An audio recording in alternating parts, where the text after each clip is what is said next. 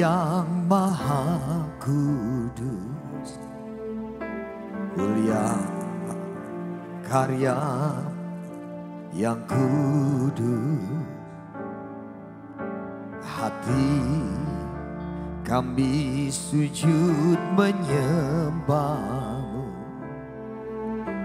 Allah Bapa, dalam nama-Mu.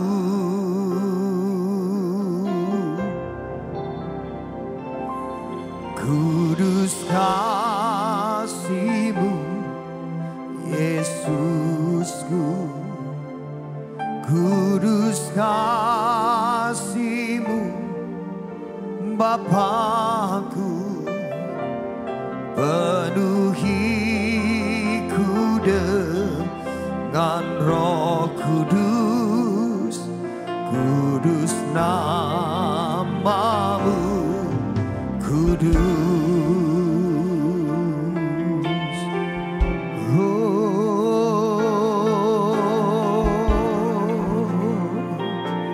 Sama-sama katakan, Yesus Tuhan yang maha kudus, mulialah karya-Mu yang kudus. Hati kami sujud menyembah-Mu, Allah Bapa, dalam nama-Mu. Oh, kudus kasih-Mu, Yesusku. Kudus kasih-Mu, Bapakku. Penuhiku dengan Roh Kudus.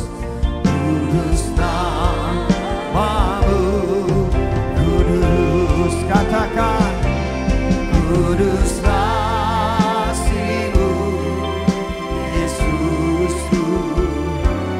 Kudus kasih-Mu, Bapakku. Penuhiku dengan Roh Kudus. Kudus nama-Mu, kudus. Sama-sama katakan, kudus kasih-Mu, Yesusku. Kudus kasih-Mu, Bapakku. Penuhiku dengan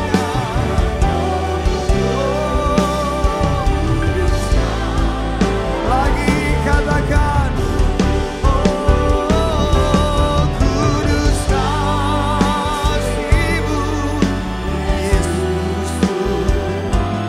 Kudus kasih-Mu, Bapakku. Penuhiku dengan Roh Kudus. Kudus nama-Mu, kudus. Kudus kasih-Mu, Yesusku. Kudus kasih-Mu, Bapakku. Penuhiku dengan Roh Kudus. Kudus nama-Mu, kudus. Penuhiku dengan Roh Kudus. Kudus nama-Mu, kudus. Penuhiku dengan Roh Kudus. Kudus nama-Mu, kudus.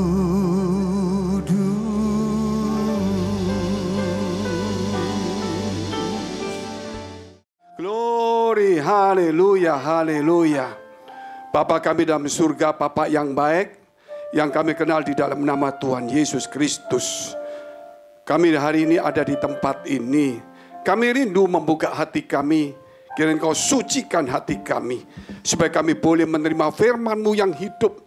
Yang bisa mengubah hidup kami. Mengubah masa depan kami. Dan membentuk hidup kami. Bahkan menghilangkan segala ketakutan, kekhawatiran, kecemasan. Dan memberikan harapan dan kasih. Terima kasih Bapa.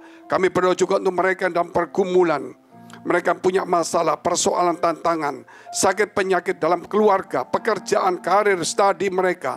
Tuhan, kiranya Engkau berikan kemurahan kasih-Mu, karena tangan-Mu Tuhan adalah tangan penuh belas kasihan. Hati-Mu selalu mengasihi kami. Oleh karena itu kami mohon kasih sayang-Mu, supaya Engkau Tuhan menjamah setiap kami, memulihkan, menyembuhkan, dan memberikan kekuatan. Di dalam nama Tuhan Yesus kami siap untuk mendengarkan firman-Mu. Karena firman-Mu menjadikan apa yang tidak ada menjadi ada. Firman-Mu memberi kekuatan dan kemenangan. Di dalam nama Tuhan Yesus kami sudah mengucap syukur dan berdoa. Haleluya. Amin. Jangan duduk dulu saudara, kita akan baca yaitu karakter Kristus. Saudara ikutin saya. Mega Project Karakter Kristus hari Sabtu. Mega Project Karakter Kristus hari Sabtu. Taat. Taat. Kasih. Kasih. Berkorban. Berkorban. Bijaksana. Bijaksana. Taat. Taat. Kasih. Kasih. Berkorban. Berkorban. Bijaksana. Bijaksana. Ya, silakan duduk. Puji Tuhan saudara, kenapa kita harus setiap minggu membacakan ini berurutan dari Senin, Selasa, Rabu, Kamis, Jumat, Sabtu, dan Minggu. Setiap hari ada 4 karakter yang harus kita latih. Karena itu firman Allah mengajarkan supaya kita ini berubah, kata firman Tuhan. Berubahlah oleh pembaruan budimu. Itu Roma 12 ayat 2. Bahkan dikatakan Galatia 5 juga. Supaya kita menghasilkan buah-buah roh. Yaitu kasih, damai, sukacita, penguasaan diri, kebaikan, dan sebagainya. Bahkan juga diajarkan oleh Tuhan Yesus. Persembahkan tubuhmu sebagai persembahan yang hidup, kudus, berkenan kepada Allah. Itu adalah ibadahmu yang sejati. Berkorban, memberikan hidup kepada Tuhan. Dan dikatakan kasih adalah kegenapan hukum Taurat. Jadi kalau kita hidup di dalam kasih, itu menggenapi seluruh hukum. Dan sebagai orang Kristen harus punya hati yang taat, saudara. Kenapa? Karena kalau kita taat, pasti kita melakukan firman Allah. Tapi kalau kita tidak taat, kita ke gereja hanya seremonial saja. Menjadi agamawi. Tapi apapun juga saudara, kita perlu ke gereja supaya kita dibentuk dari orang-orang mungkin punya karakter yang masih dunia, kurang sabar, suka marah, mungkin kurang menguasai diri, itu yang menghambat masa depan kita. Contohnya kalau kita kurang sabar, ngambil keputusan, kurang menguasai diri, sempat ngambil keputusan dalam pekerjaan, dalam bisnis pun kita akan mengalami juga kesulitan atau juga kerugian lah.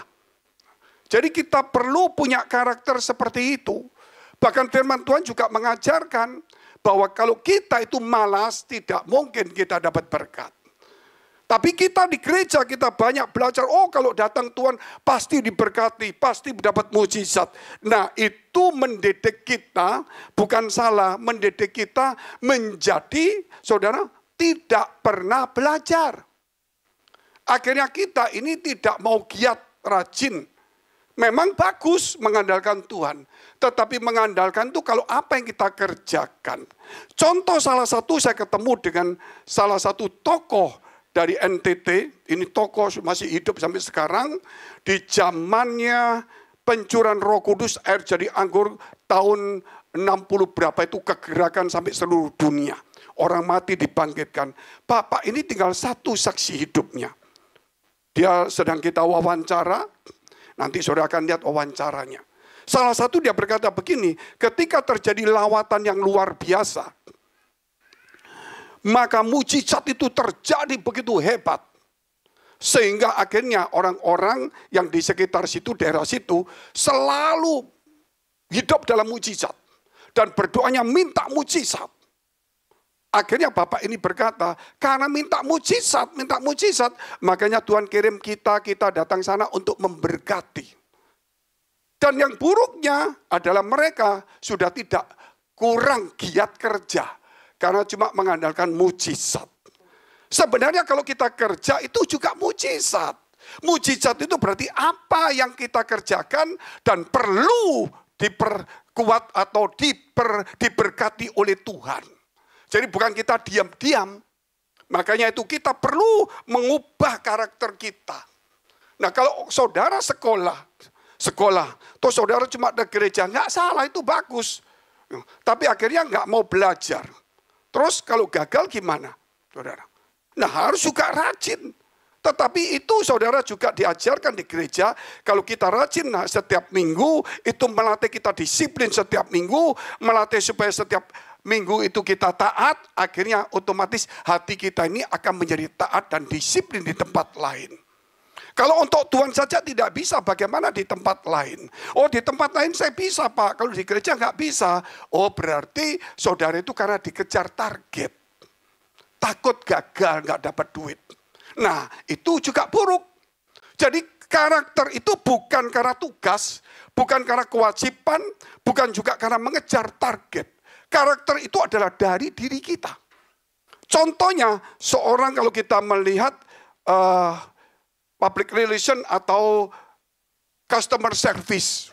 Kalau ketemu orang, saudara, dia baik. Saudara marah-marah soal kartu, soal apa, dia senyum, padahal dia mati, dia dongkol. Tetap dia senyum. Gitu. Begitu jam makan, waduh, dia ngomel sama teman, kurang ajar ibu itu, bapak itu, ngomong enggak. Kenapa dia begitu ramah?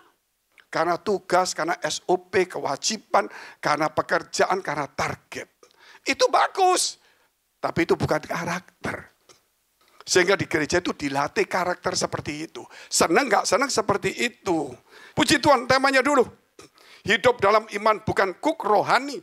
Apa itu maksudnya saudara?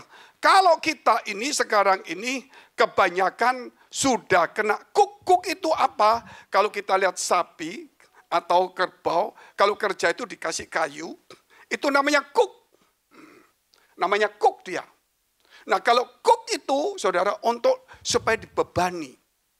Nah ternyata di zaman dahulu waktu Yesus datang, orang-orang ahli Taurat, orang Farisi, imam-imam itu ada di bait Allah. Dia pakai ritual doa, puasa, panjang-panjang, pakaian jubahnya semua hebat. Semua hebat.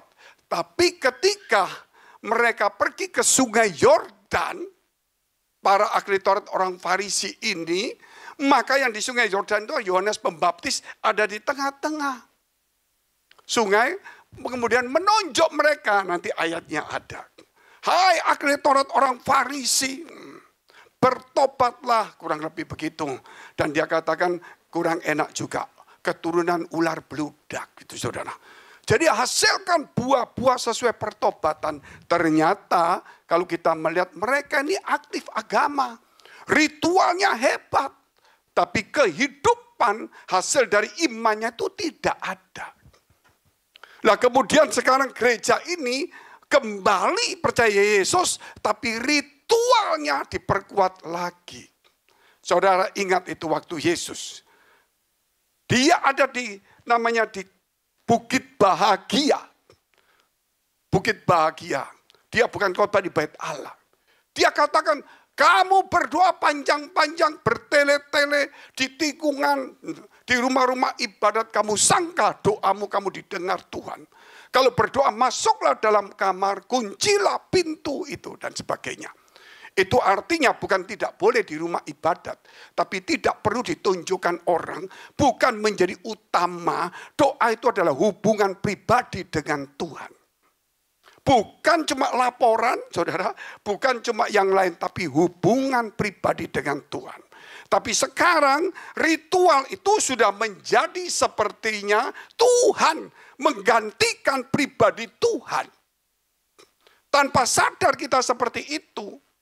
Salah satu contoh kalau saya memberitahu saudara, yaitu ketika Yesus dicobai pada pencobaan yang ketiga.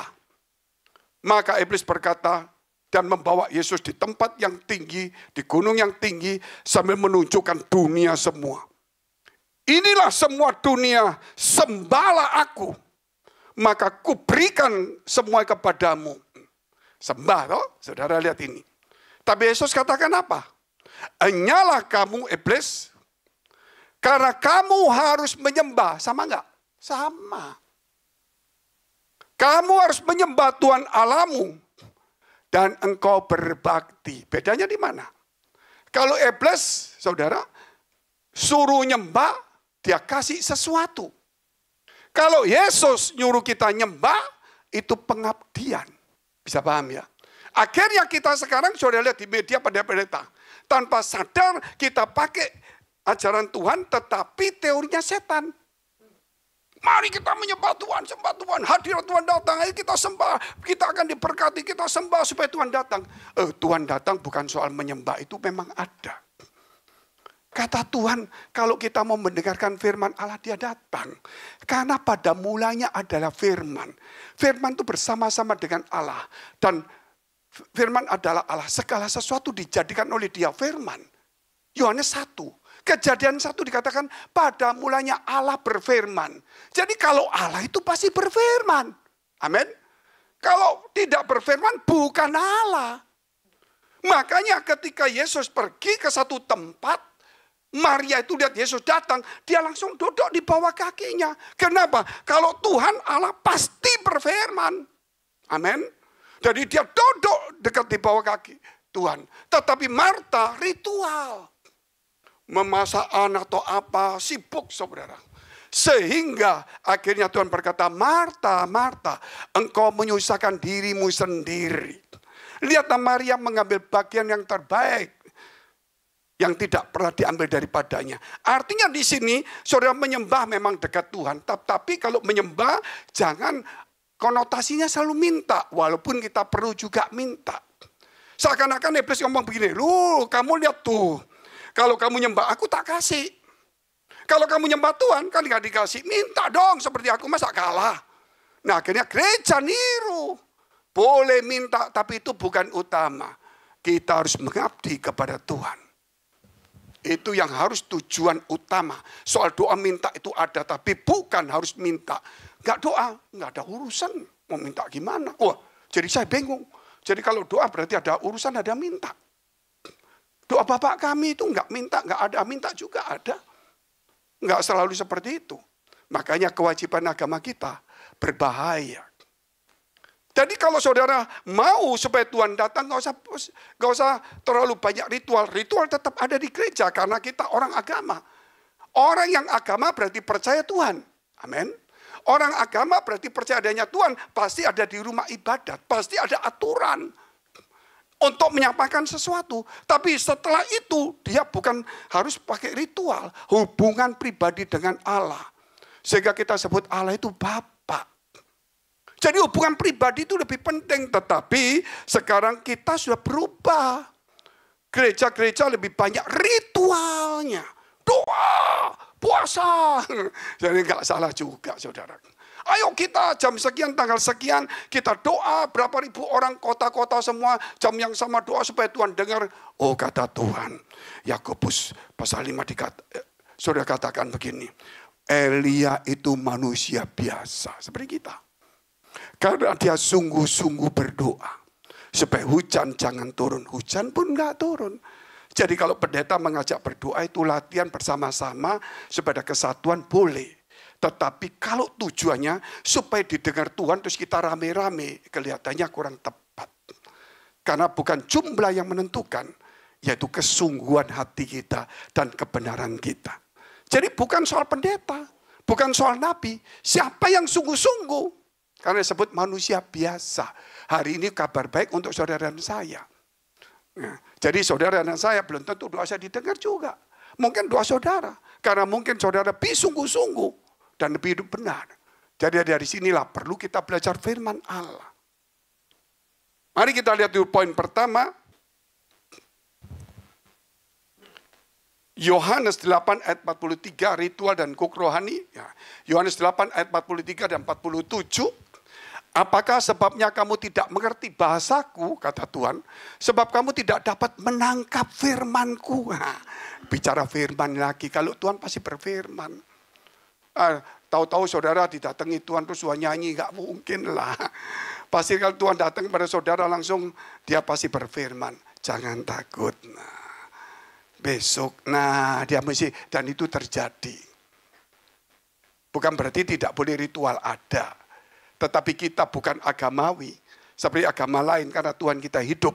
Kita ada ritual agamawi seperti yang lain, tapi kita lebih tingkat, lebih naik karena kita disebut adalah anak Allah, sahabat Allah.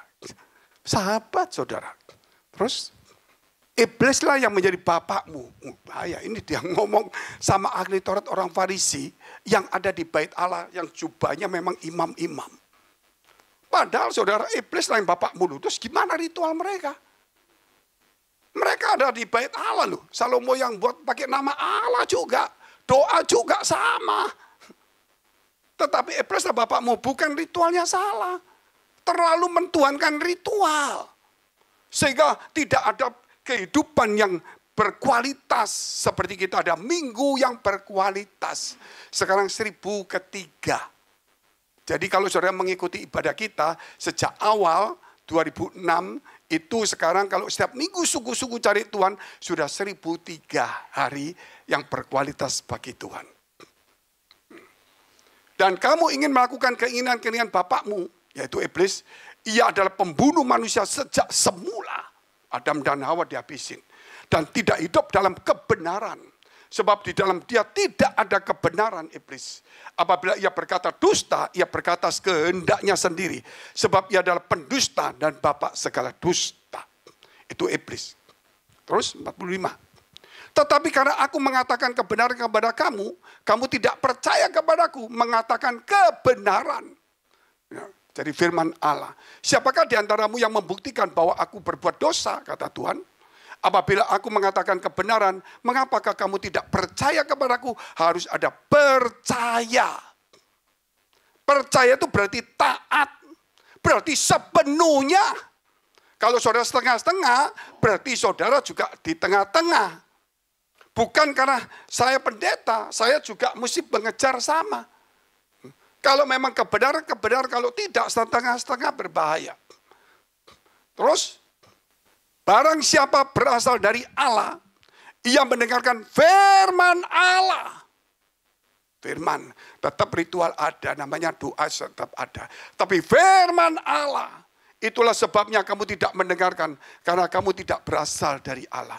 Kalau orang dari Allah, apalagi kita anak-anak Allah, harus mendengarkan firman Allah. Amin. Itu utama. Begitu saudara ke gereja, haus dan lapar akan firman Allah. Di situ Tuhan datang dalam hidupmu. Banyak orang datang di gereja bukan haus dan lapar akan firman Allah. Dia ketemu gerombolan, temennya, kelompoknya yang menyenangkan. Nah, karena kumpulnya di situ, senang di situ. Ngopi di situ, ngerumpi di situ, saudara. Ya nggak salah, kita mesti bikin sama. Tapi dalam arti kebenaran. Kalau enggak berbahaya.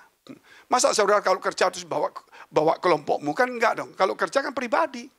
Kalau boleh jangan tahu untungnya kita berapa.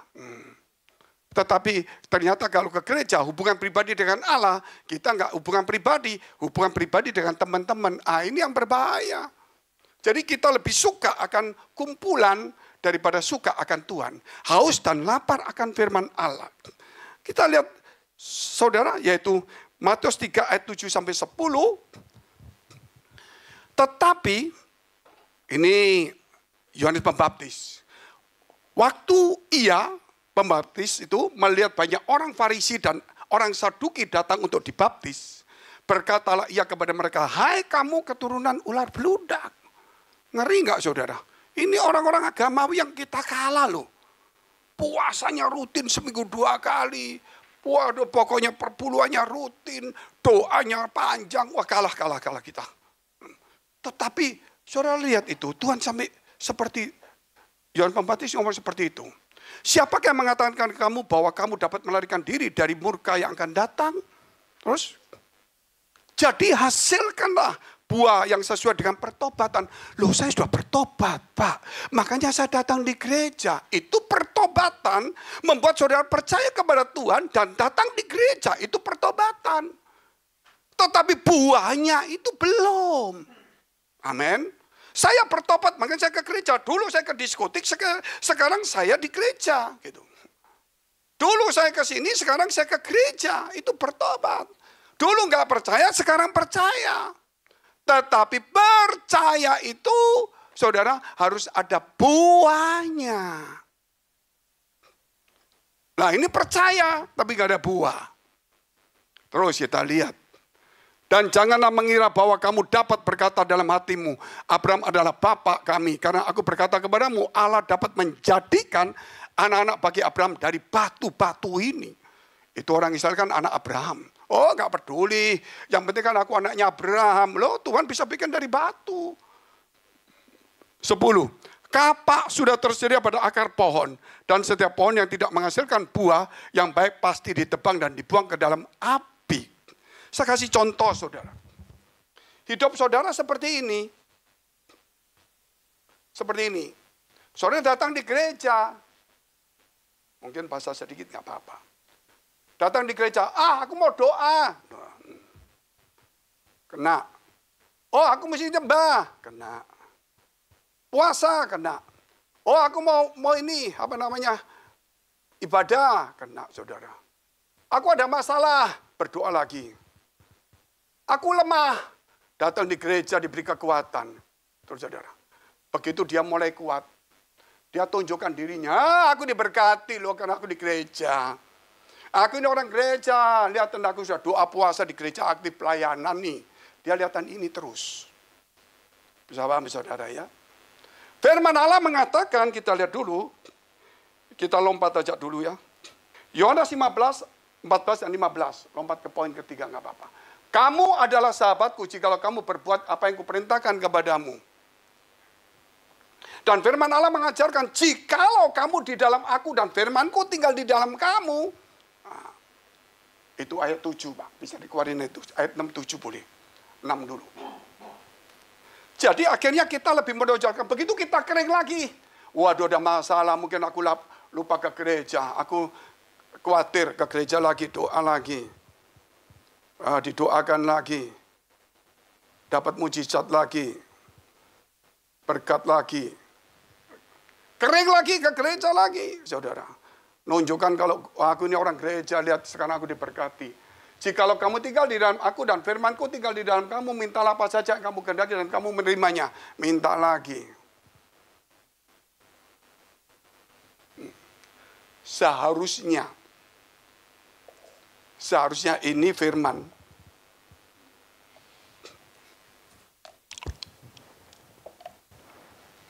Seharusnya ini kita hari ini.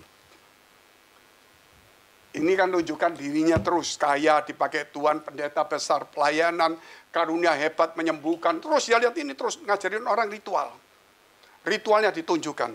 Tapi orang yang cinta Tuhan, dia nggak usah minta-minta, dia langsung masuk aja ke firman Allah. Jikalau kamu tinggal di dalam aku, dan firmanku tinggal di dalam kamu, yang kelihatan bukan dia sebagai orang yang ritual, punya kesembuhan, mujizat, orang yang terkenal pendeta hebat, orang yang dipakai Tuhan dan diberkati, doanya mantap, tidak. Yang kelihatan selalu Tuhannya. Ingat saudara, dan dia tidak pernah kekurangan hidupnya. Ini yang kita harus rubah. Kalau saudara ritual, itu bahaya. Buat tadi ritual. Tetapi kita ritual tetap ada, tapi di dalam. Hubungan dengan Tuhan lebih penting. Amin. Banyak orang menunjukkan ritualnya, nggak menunjukkan Tuhannya. Banyak orang menunjukkan kekayaannya, kesembuhan, mujizat, karunianya, pendetanya, hebatnya, tapi tidak pernah menunjukkan Tuhannya. Hari ini kemanapun kita pergi harus menunjukkan Tuhan kita kepada banyak orang melalui karakter kita. Ngomong-ngomong saya lupa saya minum, ini bahaya. Saya taruh dulu. Kadang-kadang kepancing begitu.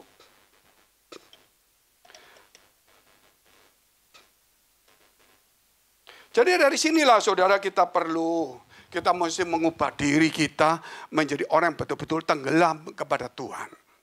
Sehingga kalau waktu saya melihat kitab kehidupan itu ada 10 kalimat. Ini saya lihat sesungguhnya. Saya sudah tulis buku, saya sudah kirimkan banyak pendeta, saudara. Dan saya sudah seminar. Ini saya ulangi lagi, memang mungkin ini kan di media. Ada orang percaya, nggak percaya, terserah. Tugas saya bukan memaksa orang percaya.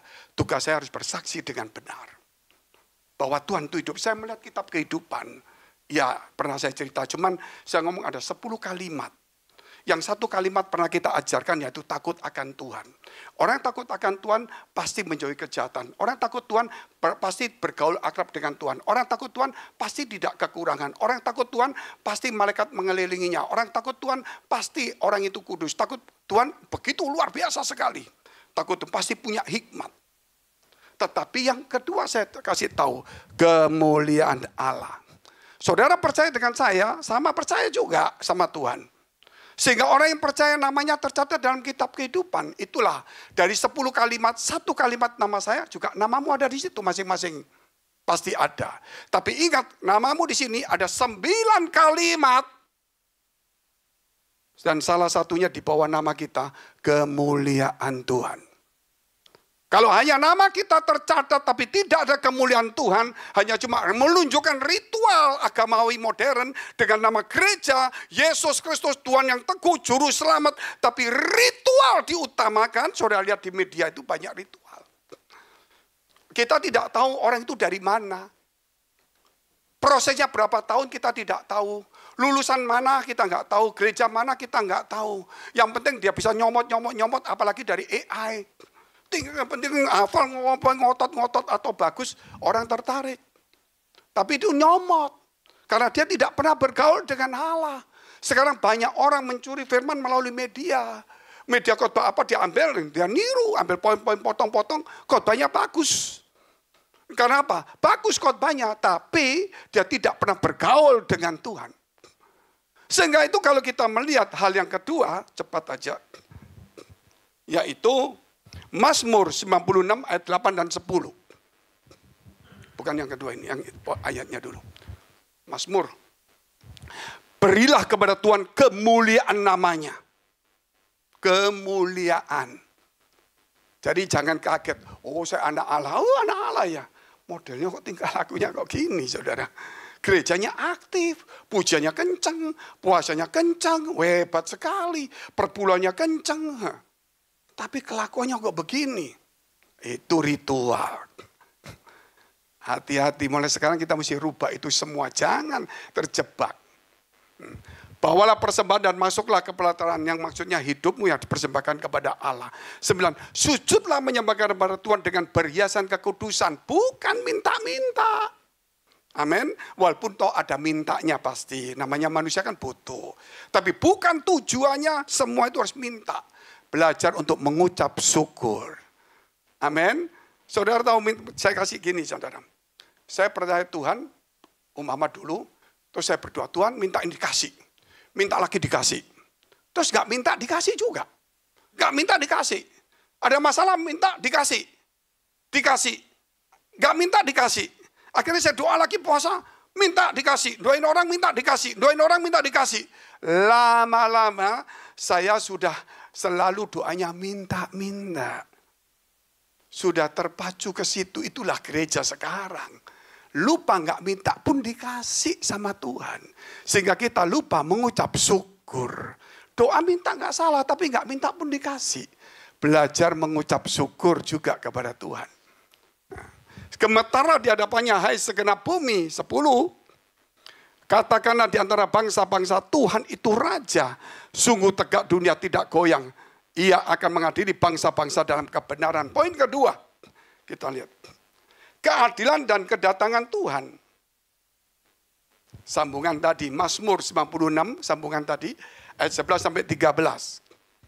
Biarlah langit bersukacita dan bumi bersorak-sorak. Biarlah gemuruh laut serta isinya. Biarlah beria-ria padang dan segala yang di atasnya. Maka segala pohon di hutan bersorak-sorai. Ini yang saudara mesti kita terangkan sekarang. di hadapan Tuhan. Sebab ia datang. Sebab ia datang untuk menghakimi bumi. Ia akan menghakimi dunia dengan keadilan. Gereja kalau ritual tapi tidak adil hidupnya, percuma. Dan bangsa-bangsa dengan kesetiaannya. Oke. Saudara lihat sekarang. Dunia petanya berubah. Kalau ada orang kecelakaan gempa bumi, wah gila 1000 orang mati. Tapi ada satu bertobat, diam aja ini. Jadi hati kita ini terlatih untuk lihat yang jahat. Itu hati kita sudah terlatih lihat yang jahat. Kalau ada orang dibunuh, oh biasa. Dipenggal-penggal, oh ini baru berita. Betul nggak saudara? Jadi hati kita ini sudah mulai mencari yang mengerikan. Makanya hati-hati. Kita lihat dulu. Zakaria 14 ayat 1 sampai 4. Sesungguhnya akan datang hari yang ditetapkan Tuhan. Ini perjanjian lama. Maka jaran yang dirampas daripadamu akan dibagi-bagi di tengah-tengahmu. Ini yang terjadi di Yerusalem. Akan terjadi. Aku akan mengumpulkan segala bangsa untuk memerangi Yerusalem. Jadi mereka akan dibantu sama Eropa Amerika, tapi negara ini akan muncul banyak juga. Siapa yang menang? Kalau dari kata-kata ini, kota itu akan direbut, rumah-rumah akan dirampoki. Perempuan-perempuan akan ditiduri, setengah dari penduduk kota harus pergi ke dalam pembuangan. Ini cerita yang sebelumnya. Tetapi selebihnya dari bangsa itu tidak akan dilenyapkan dari kota. Ini kejadian sebelum. Tetapi ini juga menunjukkan akhir zaman. Terus, kemudian, ini berarti next-nya, Tuhan akan maju berperang melawan bangsa-bangsa itu seperti ia berperang pada hari pertempuran. Oh, perangnya bagaimana? Ayat 4. Pada waktu itu kakinya akan berjejak di Bukit Zaitun. Nah, ini berarti saudara diterangkan. Kapan? Waktu Yesus naik ke surga, nggak usah buka ayatnya, Kisah Rasul 1 itu. Ayat 6 sampai 8. Lebih 9 sampai bawah. Waktu dia naik ke surga, mereka melihat malaikat 2 ada di sampingnya. Hai orang Galilea, mengapa engkau melihat ke atas? Yesus yang naik ke surga seperti ini, dia akan datang dengan cara yang sama. Jadi nanti Israel, Amerika itu akan terdesak. Karena terlalu banyak. Yaman sudah ngelawan, Iran sudah ngelawan, Lebanon ngelawan, Suriah ngelawan. Mesir sudah ngirim 50.000 pasukan di Sinai dekat dengan Israel. Nanti Yordan akan ngelawan, dibantu Rusia, dibantu mana. Inilah terjadi perang. Kita tidak tahu bagaimana itu. Tetapi mungkin ini adalah awal, jangan main-main. Ya. Bukit Zaitun akan terbelah 2 dari timur ke barat. Sehingga terjadi suatu lembah yang sangat besar. Setengah dari bukit itu akan bergeser ke utara. Dan setengah lagi ke selatan. Sekarang di foto pakai foto satelit. Itu sudah ada celah. Sudah ada rongga. Tinggal gempa bumi langsung jadi 2. Semua firman itu pasti ada dan digenapi. Makanya kita harus kembali ke firman Allah. Ritual tetap, tapi bukan menggantikan Tuhan. Sehingga pola hidup kita di gereja tetap ritual, tapi firman mengubah pribadi kita dengan Tuhan itu punya hubungan yang akrab. Langsung aja poin ketiga supaya cepat. Cepat maksudnya bukan perang dunia, cepat pulang. Sahabat sejati. Nah ini tadi yang saya katakan, Yohanes 15 ayat 14 dan 15.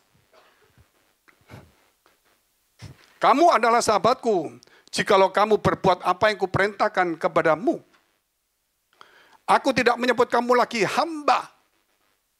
Sebab hamba tidak tahu apa yang diperbuat oleh tuannya. Naik kelas.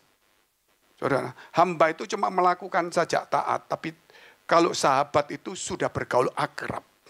Tetapi aku menyebut kamu sahabat karena aku telah memberitahu kepada kamu segala sesuatu yang telah kudengar dari Bapakku.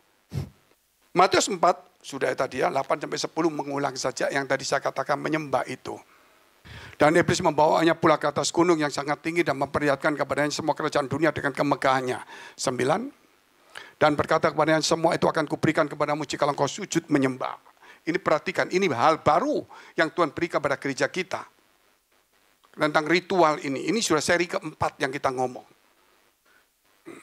Maka berkata Yesus kepadanya, "Enyalah iblis, sebab ada tertulis engkau harus menyembah Tuhan Allahmu."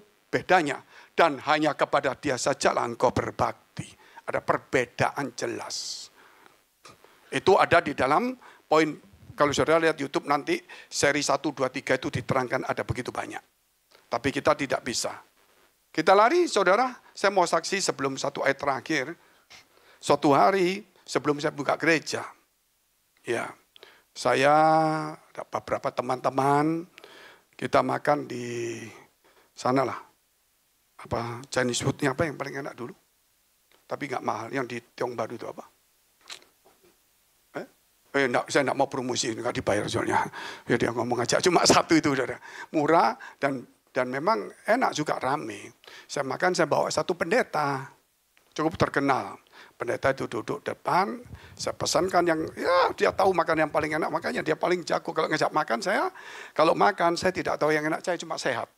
Tapi kalau ngajak dia, sehat, enak, saudara, tidak bayar. 3 ini yang penting, nomor 3 ini. Gitu loh.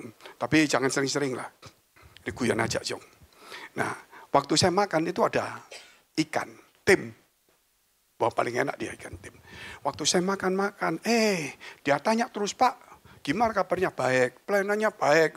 "Terus gimana, Pak?" Ngomong. Saya ngomong durinya segini, ketelan. Tapi pendeta kok ketelan kan enggak boleh. Aduh, keterlaluan, jadi biasa sakit. Apa? Oh, enggak apa-apa. Tanya aja terus, nyantol, saudara. Kita sudah bisa menderita musik, enggak boleh kelihatan susahnya. Pendeta kan ada susah, cuma enggak boleh kelihatan. Harus kita mengucap syukur bahwa semua itu pasti ada. Nggak mungkin kita nggak ada kesulitan itu. Setelah nyantol, omong-omong terus, tambah lama tambah sakit, saudara. Kok nggak berhenti-berhenti tanyanya. Gitu. Akhirnya saya diam-diam bisa ambil air, 1 gelas itu. Saya telan, nggak hilang-hilang, sampai 1 gelas. Dia tanya gini, ternyata Pak Fengki suka minum air putih, banyak ya? Ya, saya gitu aja, saudara. Ya gitu aja, sudah. Kita nggak mau ngomong ini. Nah, itu ada Ken juga di samping saya. Ada nasi, saya ambil nasi, saya tekan-tekan lagi nasinya, putar-putar. Segempal ini. Saya salah gempal-gempal, saya telan. Nggak hilang juga. Dia tanya, "Pak Fengki masih pakai gaya dulu makannya ya?" Iya. Oh, saudara, pokoknya ya nggak bisa hilang, saudara. Muka sudah merah, sudah setengah jam, berarti sudah demam. Akhirnya saya pergi ke toilet. Seperti ya tenang, toilet jalan pelan-pelan. Begitu saya tutup, baru mulai reaksi. Tidak bisa. Balik lagi tetap nyantol. Sampai jam 11, pulang. Mau pergi dokter, nggak ada, tutup. Besok lah. Gitu. Jadi tidur saya demam sekali. Merah. Malam saya mimpi. Ada seorang muda datang kepada saya. Sebut nama saya. "Oh ya," gitu. "Dari mana kamu?" Gitu. "Siapa?" "Saya dari sahabatmu." "Siapa?" saya tanya gitu. Dia nggak tanya, nggak jawab. "Buka mulutmu," gitu, saudara. Saya pikir dari sahabat ya, saya buka mulut. Mimpi lo ya. Saya buka mulut. Tangannya masuk. Sudah selesai. Loh. Saya tanya, "Oh, malaikat ini, malaikat." Saya ingat dalam mimpi itu malaikat. Saya punya satu teman pergumulan ekonomi paling berat. 1 tahun lebih. Dia tanya saya, "Pak, bagaimana?" Tenang. Setiap hari tanya. Saya ikut stres juga. Jadi saya langsung tanya, "Pak, saya mau tanya. Teman saya yang punya perusahaan ini bagaimana?" Gak usah dipikir. Itu urusan Tuhan. Oh, berarti dia malaikat. Gak dipeseni. Terus dia pergi.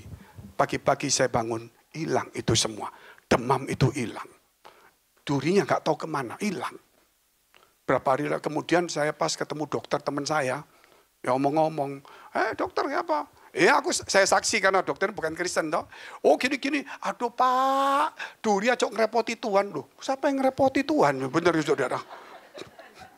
Saya jadi bengong. Loh iya, Bapak duri gitu datang ke saya, tak jabut aja. Loh iya, saya juga mau ke rumah sakit, ke dokter nggak ada. Saya nggak ngerepoti Tuhan, Bapak aku nggak minta juga kok. Pak memang ditarik. Masalahnya bukan mujizat ini kecil. Tapi perhatikan satu kata yang membuat saya berubah. Saya dari sahabatmu. Mujizat itu boleh ada. Mau besar kecil punya saya urusan kecil, nggak usah diomong. Tapi satu kalimat ini yang tidak pernah saya dengar.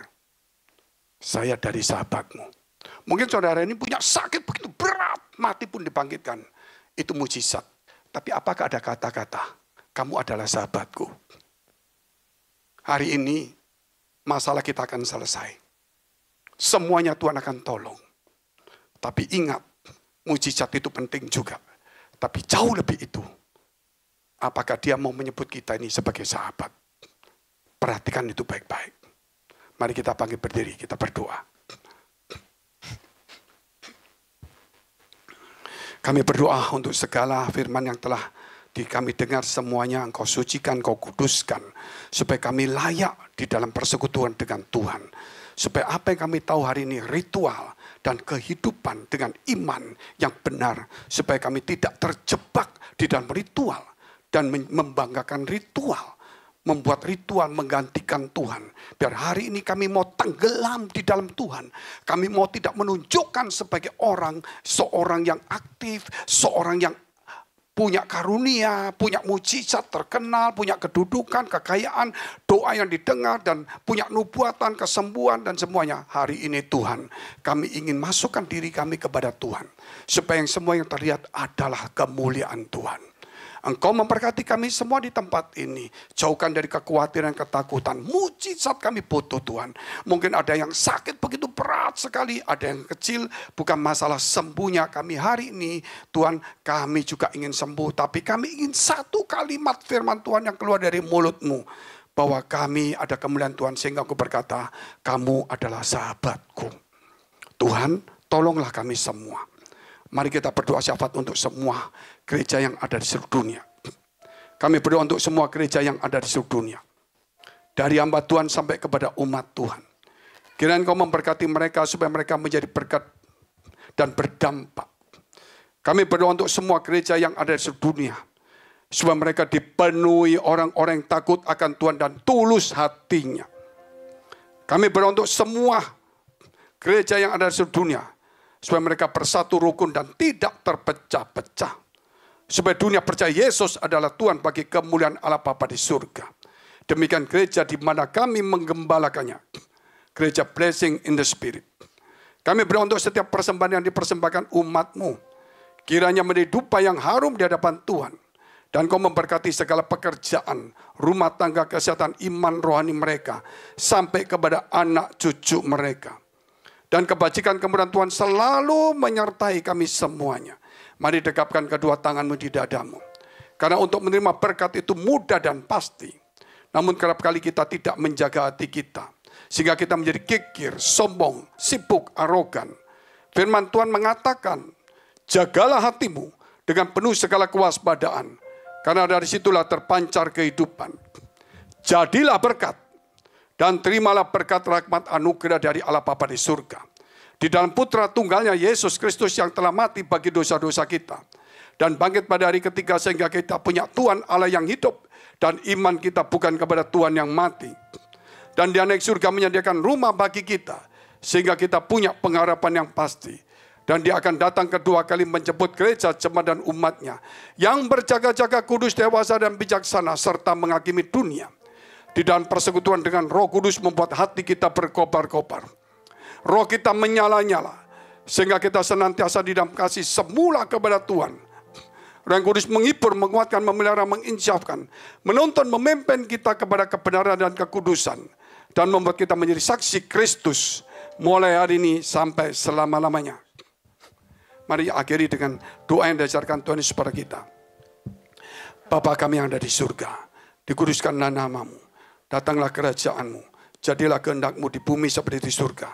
Berikanlah kami pada hari ini makanan kami yang secukupnya, dan ampunilah kami akan kesalahan kami. Seperti kami juga mengampuni orang bersalah pada kami. Dan janganlah membawa kami ke dalam pencobaan, tetapi lepaskanlah kami daripada yang jahat. Karena Engkau yang punya kerajaan dan kuasa dan kemuliaan sampai selama-lamanya. Amin. Open the eyes of my heart.